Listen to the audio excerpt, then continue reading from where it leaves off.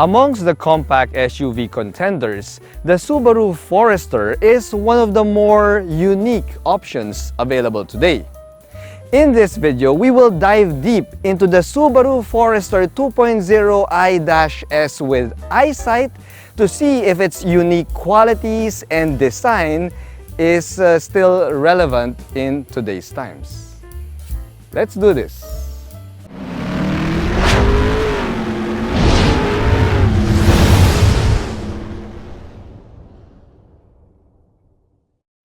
The 5th generation Subaru Forester is one of those SUVs that adhere to the saying, if it ain't broke, don't fix it. Subaru has stuck with the same formula for their compact SUV. That includes a Boxer 4 engine, all-wheel drive, and the same macho and rugged look that you'd expect from an SUV that can actually go on an off-road trail. Now Subaru has updated the Forester for the 5th gen, which includes cutting-edge tech and safety features. The price though has remained competitive, with this Forester 2.0 i-S EyeSight retailing for only 2,168,000 Philippine pesos. So how does the facelifted Subaru Forester perform on Manila's chaotic urban roads? Let's find out. Here at Reagan's Rides, we do car reviews of SUVs, sports cars, trucks, and everything in between. So subscribe and hit the bell. There was a time when Subaru was considered to be a semi-premium Japanese car brand here in the Philippines. I mean, it's not as premium as, let's say, Lexus, but it's considered to be higher than the other mainstream brands. In fact, the Forester here was one of the more expensive compact SUVs at the time, though you can fully justify it because of that symmetrical all-wheel drive system versus the front-wheel drive that can be found in the other contenders. The thing is, the prices of Japanese compact SUVs have been escalating lately to the point that now this Subaru Forester is actually one of the more affordable ones in the market. So what do we get here? First up, the Forester gets a naturally aspirated Boxer 4 petrol engine. I know, I also missed the turbo, guys. But yeah, this naturally aspirated Boxer 4 produces 154 horsepower and 196 Newton meters of torque. Yeah, exactly. It is a bit anemic, and I really miss that turbo. But dude, considering the prices of gas nowadays, yeah, I think Subaru may have made the right decision here. You see, whatever we lost in terms of power, we gained in terms of fuel economy. See, the combined fuel consumption of the Subaru Forester we have here can go up to 13.1 kilometers per liter, which, considering that this is an all-wheel drive vehicle, yeah, that is actually pretty good. Now, that all-wheel drive system is the biggest advantage of the Subaru Forester. In fact, I believe that this Forester is the most affordable compact SUV that is equipped with all-wheel drive, at least coming from a Japanese car maker. Now, some of you will say that, Reagan, we really don't need all-wheel drive here, especially since, you know, most of us, we just drive in the city. We don't need that here, pare. But remember, we get a ton of typhoons here, as well as, of course, the monsoon season. So, yeah, during monsoon rains, an all-wheel drive system will give you an added layer of safety because, well, the roads can get quite slippery. The Forester is also perfect for those who go out on off-road trails, if they want to do some light off-road work, and they don't want to drive, let's say, a big lumbering diesel-fed SUV. Or, let's say, they just don't want to spend over 2.5 million pesos on that same big lumbering diesel-fed 4x4 SUV. Now, the 5th generation Forester has received a mild facelift here, meaning that we now have a redesigned front grille there and a fully redesigned set of LED headlight units. Of course, we have LED fog lights down there at the bottom, plus we also have the headlight washers here thrown in for good measure. Now, if you look at the front clip of the Forester, well, it is still refreshingly boxy, which makes it quite unique in a sea of crossovers and SUVs that have taken on a more curvy and sexy design. Now, this squared off and macho look is, yeah, it's an indicator of the rugged nature of the Subaru Forester, which we all know is a hallmark of this SUV. Now, there might be some eagle-eyed commenters out there who's watching this video might say that I have a wet spot on my pants. Well, don't worry, it's not piss. It's actually rain, and it happens when you're shooting tracking shots of the Subaru Forester while you're hanging out the window of the pace car and it's raining cats and dogs. See, it's a pretty rainy day today. We just have a dry time now, but it was raining a while back. So yeah, thank you for your concern. Back to the Subaru Forester here. Now, you can better appreciate the boxy shape of the Subaru Forester on this side profile. Now, Subaru might be onto something here because despite the fact that the modern trend is sexy and curvy SUVs and crossovers, there are some car makers that are now circling back towards creating new SUVs that have a squared off and boxy and macho look.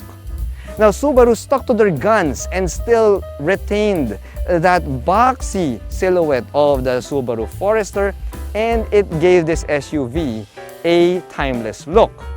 Now, this classic and timeless look is further complemented by a newly redesigned set of 18-inch alloy wheels here, and behind those wheels, well, we do get premium mechanical bits. We have 4-wheel disc brakes here, and the suspension is a fully independent suspension system.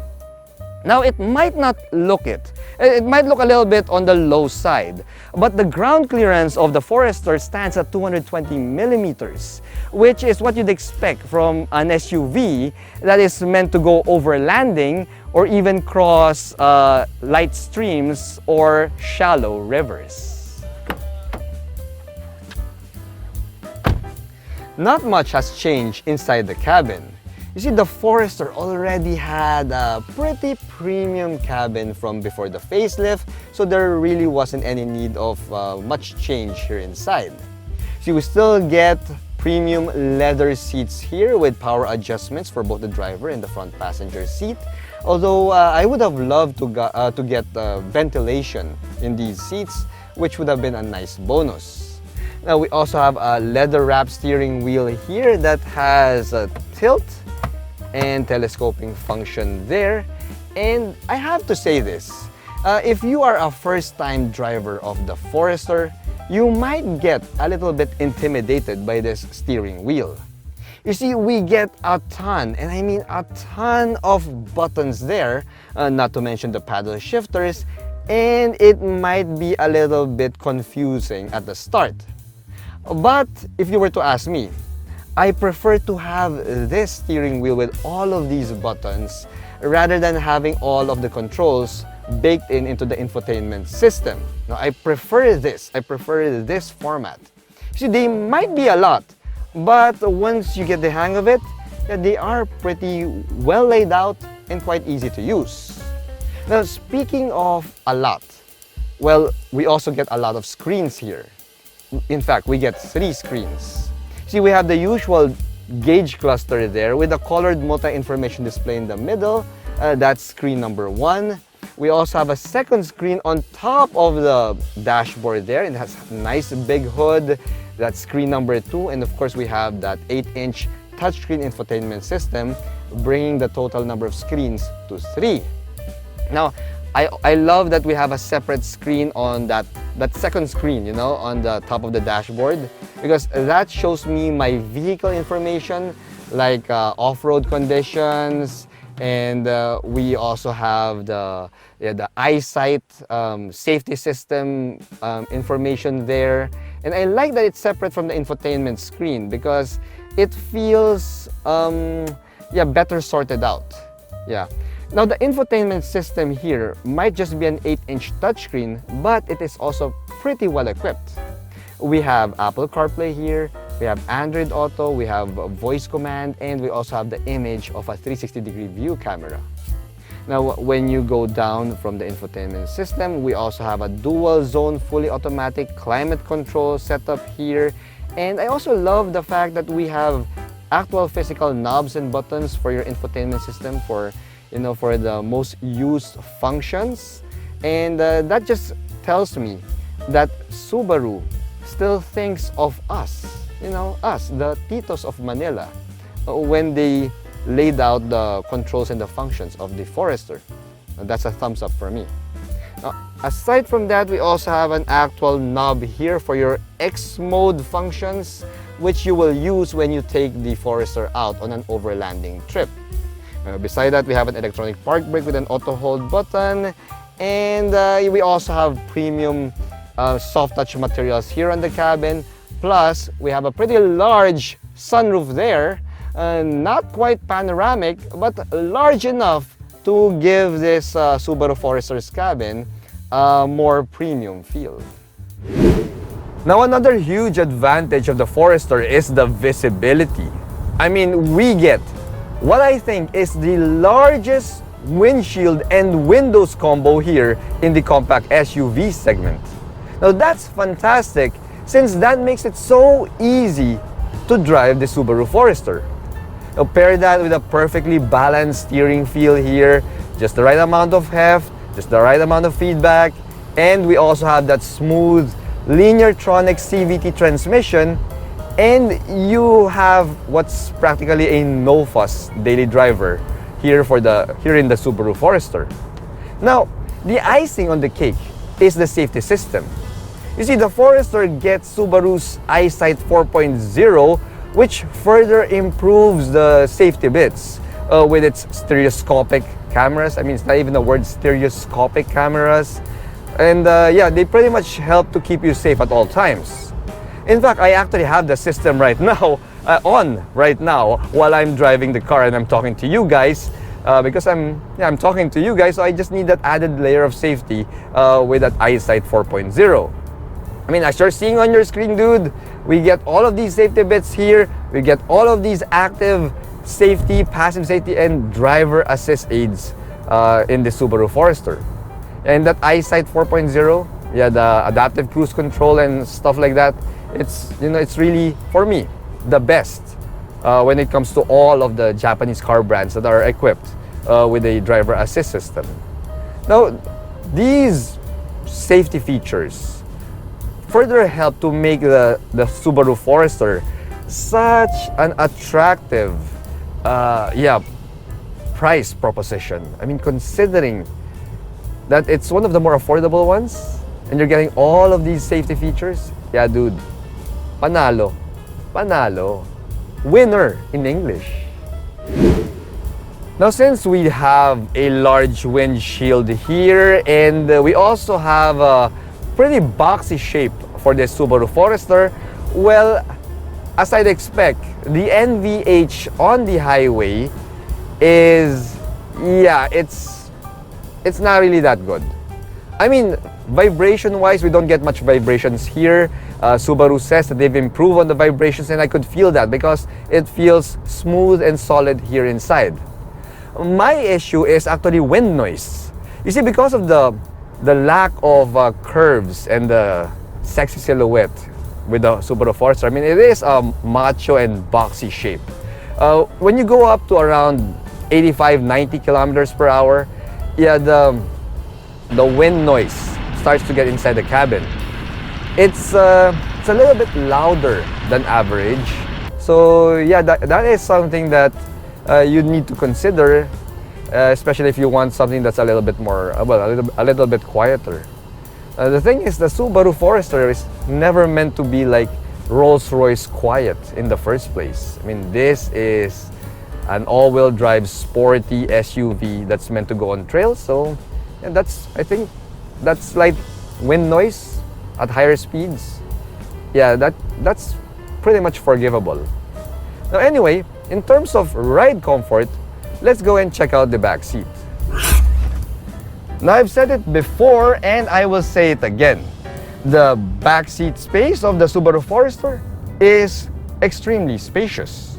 I mean, the combination of the boxy shape plus that large picture windows and that big-ass sunroof all come together to give you a nice, airy, and spacious back seat here.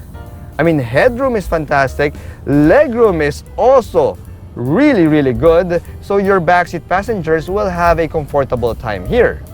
Now to add to that, we also have a good amount of amenities here at the back. We have a pair of rear AC vents. We also have a pair of USB charge ports, and we have a center armrest with a couple of cup holders. Now in terms of the ride comfort and ride quality here, well, it is pretty average for a compact crossover.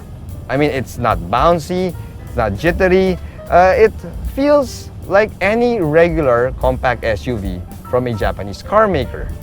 But considering the fact that the Subaru Forester is a capable, all-wheel drive equipped compact SUV that can go on light off-road trails, yeah, the mere fact that the ride comfort is pretty much the same as the other front-wheel drive contenders out there, yeah, that speaks a lot about the ride comfort of the Subaru Forester. The rear end of the Subaru Forester still has that familiar Forester look with its crab claw shaped LED taillights here, although the rear bumper has received a minor redesign. Now when you pop open the power liftgate here, you get one of the more spacious cargo capacities in the compact SUV class. You see, we have 505 liters of cargo space here, which is big enough to accommodate a large sky travel luggage here. We can put a second large sky travel luggage beside it, and if you remove the tonneau cover, we can put a third one on top. Now, in case you need more space than that, well, the back seat can be tumbled down with the touch of a button here at the side, as you can see. And when you fold the back seat, you now expand your cargo capacity to over 1,700 liters. Now that's pretty good and quite practical for the Subaru Forester. And speaking of practicality, well, in case you suffer a flat tire, we also have a donut spare tire here for your added peace of mind. The Subaru Forester 2.0 i-S may not have a fire-breathing turbo engine, but it delivers well in all the areas of the daily drive. The full-blown safety features, paired with the all-wheel drive system and the fantastic driving dynamics, makes the Forester an ideal daily driving companion. It's a near-perfect compact SUV for the price, especially for those who occasionally go on dirt roads, camping trails, and the road less traveled. Thanks for watching.